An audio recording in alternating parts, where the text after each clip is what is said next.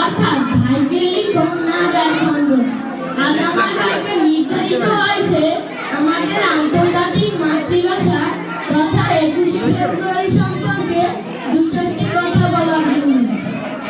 1952 সালে 21শে ফেব্রুয়ারি মাতৃভাষার মর্যাদা রক্ষা করতে বুকের তাজা রক্ত ঢেলে দিয়েছিল বাংলার সাহসী ছেলেরা।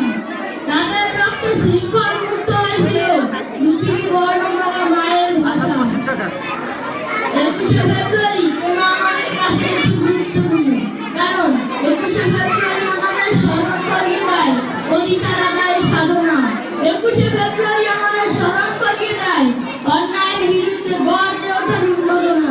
21শে ফেব্রুয়ারি বলে বাঙালি মরতে শিখেছে কিন্তু হারতে শিখেনি। 21শে ফেব্রুয়ারি বলে বাঙালি রক্ত দিতে শিখেছে কিন্তু মাথা নত করতে শিখেনি।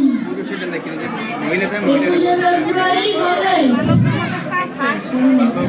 প্রখ্যাত বাংলা বিজ্ঞানী ডক্টর মোহাম্মদ শহীদুল্লাহ বলেছিলেন, মা, মাতৃভূমি ও মাতৃভাষা এই তিনটি জিনিস আমাদের সকলের কাছে পরম শ্রদ্ধার বিষয়।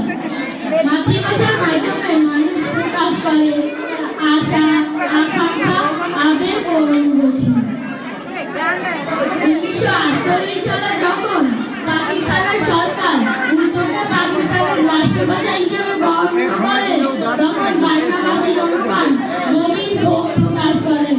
বাংলার জামা ছেলেরা বাংলা ভাষার সম্মান রক্ষা করতে নিজেদের ত্যাগ করতে দ্বিধাবোধ করেন। 144 ধারা তাদের আটকে রাখতে পারেনি। রাজপথ তাদের তাজা রক্তে ভিজে গিয়েছিল।